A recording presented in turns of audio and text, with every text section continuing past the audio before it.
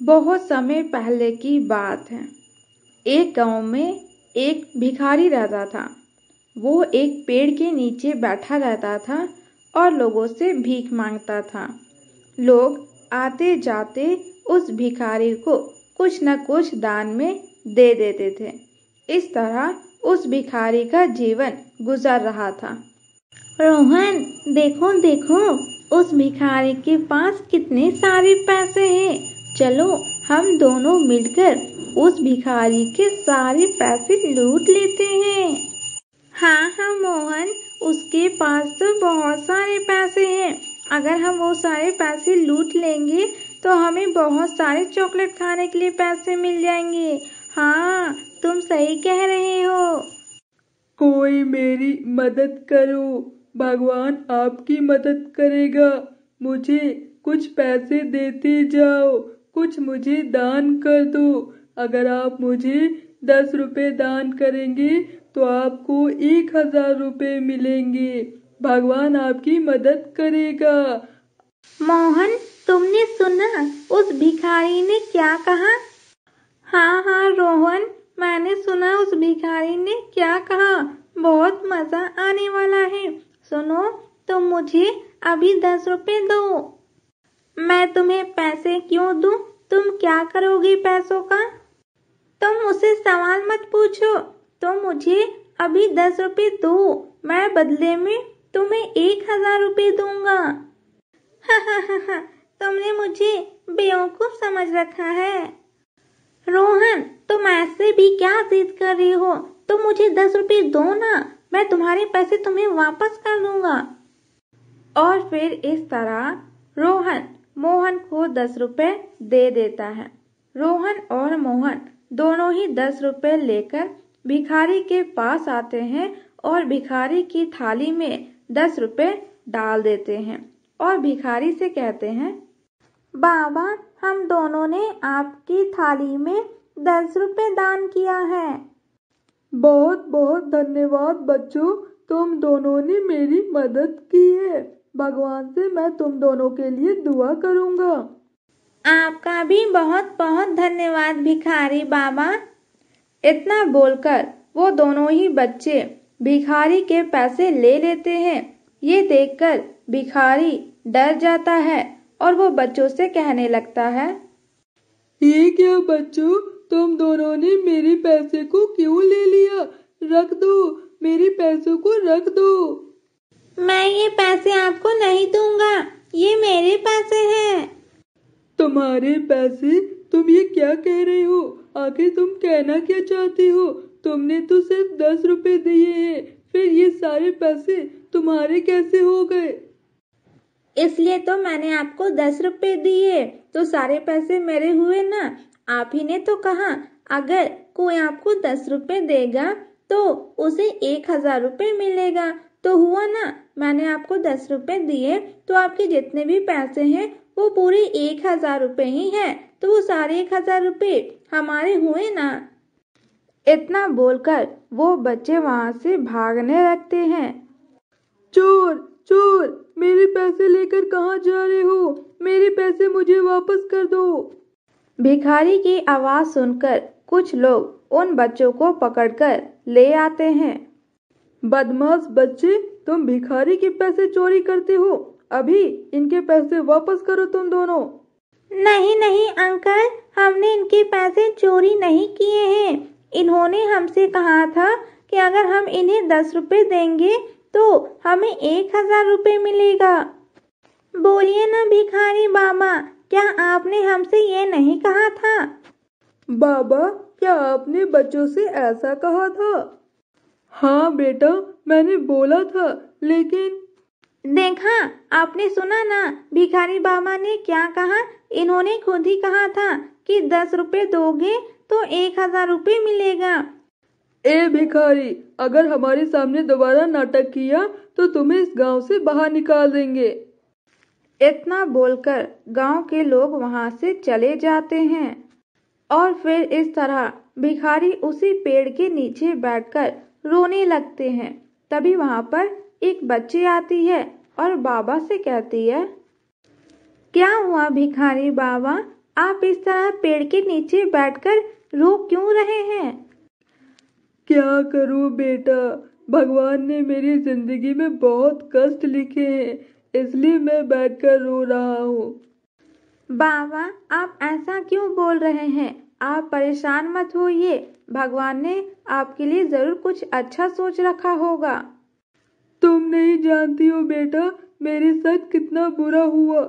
अभी 2 बच्चे यहाँ आए थे और वो मेरे सारे पैसे चुरा कर ले गए। अब मेरे पास कुछ भी नहीं है, मुझे बहुत भूख लग रही है। अब मैं क्या खाऊंगा, तुम ही बताओ बेटा। बस बाबा, आप इसके लिए रो रहे हैं? आप रोइए मत, आप मेरे साथ मेरे घर चलिए। आज मेरी माँ घर पर पनीर की सब्जी और चावल बनाई है, मैं आपको वही खिलाऊंगी।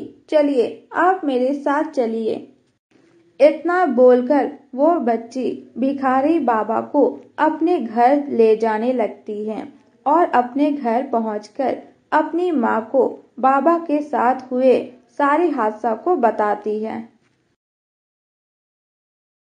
बाबा, आपके साथ बहुत बुरा हुआ, लेकिन आप परेशान मत होइए, मैं अभी आपके लिए खाना लेकर आती हूँ।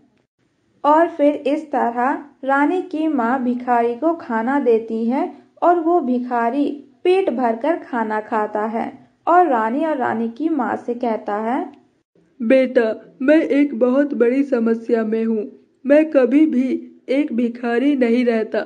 मेरी जिंदगी बहुत अच्छी चल रही थी। मैं अपने बेटी को पढ़ाने के लिए कर्ज ले रहा था।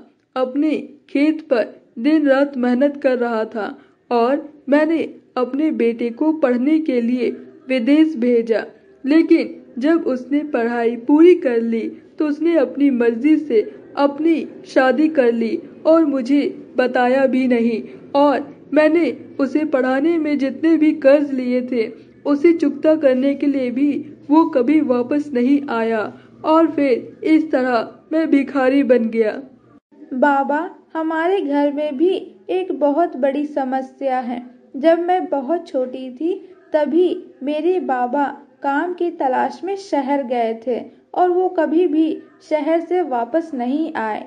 लोग कहते हैं कि वो वहाँ मारे गए और इस तरह माँ ने मुझे पाल पोस कर इतना बड़ा किया है।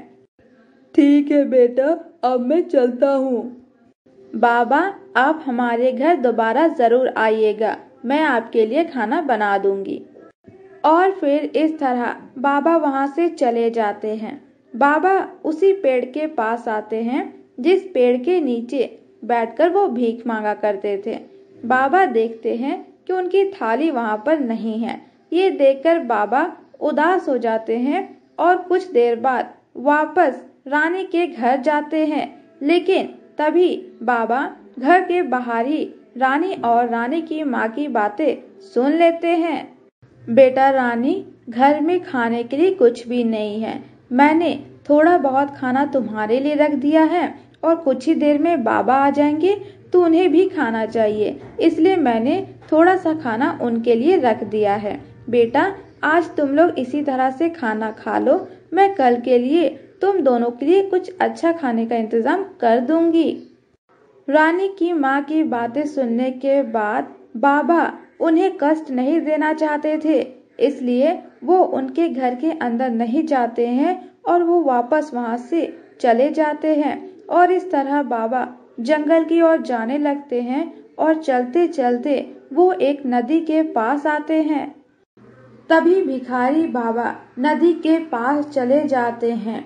वो देखते हैं कि एक बोतल बहते हुए बाबा के पास आ रहा है। वो बोतल देखने में बहुत ही सुंदर होता है। बाबा उस बोतल को उठा लेते हैं और उस बोतल के ढक्कन को खोल देते हैं। तभी उस बोतल से एक बहुत बड़ा जिन बाहर आता है और वो जिन बाबा से कहता है, आपने मुझे इस बोतल से आजाद किया है, अब आप मेरे मालिक हैं। बोलिए, आपको मुझसे क्या चाहिए? मैं आपकी कोई भी 3 इच्छाएं पूरी कर सकता हूँ। अगर ऐसी बात है तुम मेरी 3 इच्छाएं पूरी कर सकते हो तो सुनो।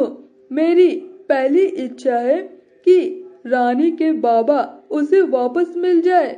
रानी के बाबा रानी को वापस मिल जाएंगे। कहाँ चले गए थे आप? कितने दिनों बाद आप वापस आए हैं। आपको नहीं पता मैंने आपको कितना ढूंढने की कोशिश की। ये देखिए, ये हमारी बेटी रानी इतनी बड़ी हो गई। बाबा, मैं आपको देखकर बहुत खुश हूँ। मेरी दूसरी इच्छा है कि मुझे इस दुनिया से अब मुक्ति चाहिए। मुझे ऐसी मौत दो कि मुझे कोई ढूंढ ना पाए और मुझे इस दुनिया से मुक्ति भी मिल जाए। और मेरी तीसरी इच्छा ये है कि मुझे मुक्ति मिलने के बाद दोबारा तुम्हें कोई कैद ना कर पाए। इतना बोलने के बाद जादुई जिन अपनी जादू से भिखारी बाबा को मुक्ति दे देता है और इस तरह वो जादुई जिन खुद भी गायब हो जाता है। अगर आपको ये कहानी पसंद आई तो इस वीडियो को लाइक कीजिएगा, साथ ही हमारे इस चैनल को सब्सक्राइब कीजिएगा ताकि हम जो भी वीडियो अपलोड करें उसकी नोटिफिकेशन आपको मिले सबसे पहले।